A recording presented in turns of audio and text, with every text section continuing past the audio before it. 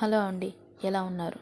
ఈ వీడియోలో వచ్చేసి మహాకాళేశ్వర దేవాలయం మధ్యప్రదేశ్లోని ఉజ్జయినిని అసలు జీఎంటీగా చేసింది. బ్రిటిష్ వారు భారతదేశానికి వచ్చి గ్రీన్విచ్ మీన్ టైంకి మార్చడానికి ముందు సెంట్రల్ ఇండియాలో ప్రతిష్ఠించబడిన మహాకాళేశ్వర్ విగ్రహం ఎన్నో వేల ఏళ్ల పాటుగా కాలానికి కేంద్రంగా ఉండేది. ఇదే ప్రపంచంలో మిన్ టైంగా ఉండేది. ఎందుకంటే ఇక్కడే కాలం ప్రారంభమైందని భావించేవారు. అందుకనే వారక్కడ ఒక ప్రత్యేకమైన విగ్రహాన్ని స్థాపించారు. దానినే మహాకాళ అని పిలుస్తున్నారు.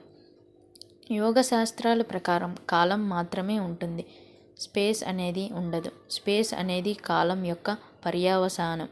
కాలం లేకపోతే స్పేస్ కూడా ఉండదు. స్పేస్ అనేది మన భౌతిక స్వభావాలతో నిమగ్నమై ఉన్నందున సృష్టించబడిన భ్రాంతి. మీరు మీ భౌతిక స్వభావాన్ని పక్కన పెట్టగలిగితే వెంటనే కాలం అనేది ఉండదు. తత్ఫలితంగా దేశం కూడా ఉండదు. ఇక్కడ మనం దేశ కాలాల రెండిటికి ఒకే పదం వాడతాం. కాలం అంటే కాలం, అలాగే కాల అంటే శూన్యత అని కూడా. శూన్యత అంటే ఖాళీ. ఖాళీగా ఉందంటే అక్కడ స్థలం ఉందని అర్థం. హాల్ నిండగానే అక్కడ ఖాళీ లేదు అంటాం. సరళంగా చెప్పాలంటే ఇలా చెప్తాం. కానీ ఒకే పదం దేశ కాలాలు రెండిటికి ఉపయోగిస్తాం. ఎందుకంటే దేశం స్పేస్ కాలం ద్వారా సృష్టించబడుతుంది. కాలం లేకపోతే దేశం స్పేస్ కూడా లేదు. యోగాలో మనం కాలాన్ని రెండు విభిన్న పర్యావరణాల్లో చూస్తాము. కాల ఇంకా మహాకాల. మహాకాల అంటే మహాకాలం.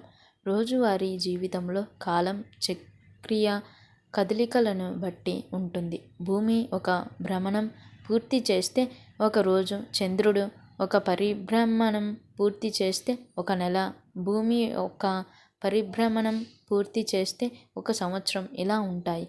కానీ మహాకాలానికి చక్రీయ కదలికలు ఉండవు. చక్రీయ కదలికలనేవి భౌతిక స్వభావం వల్ల ఏర్పడతాయి. భౌతిక స్వభావం కారణంగానే జననం ఇంకా మరణం, ప్రతిదానికి ప్రారంభం ఇంకా ముగింపు దృష్ట్యా కాలం అనేది ఉంటుంది. ప్రతి అణువుకి ఎలక్ట్రానిక్ ఇంకా ప్రోటాన్కి వయస్సు ఉంటుంది. చాలా గ్రహాలకు, సౌర వ్యవస్థకు ఇంకా సూర్యుడికి కూడా ఒక వయస్సు ఉంటుంది. ఎప్పుడో మొదలయ్యి ఇంకెప్పుడో ముగిసిపోతాయి. అవి బ్యాంగ్ అంటూ శబ్దం చేసుకుంటూ పోతాయి లేదా నెమ్మదిగా కనుమరుగైపోతాయి అనే దానిపై చర్చ చేయవచ్చు. అయితే భౌతికత అనేది ఎల్లకాలం ఉండదు. అది ప్రారంభమవుతుంది ఇంకా ముగుస్తుంది. అందువలనే మనం సాధారణంగా కాలాన్ని ఆ కోణంలోనే చూస్తాము. కానీ చక్రీయ స్వభావానికి అతులిత కాలం ఉంటుంది. దీనినే మనం మహాకాలం అంటాము.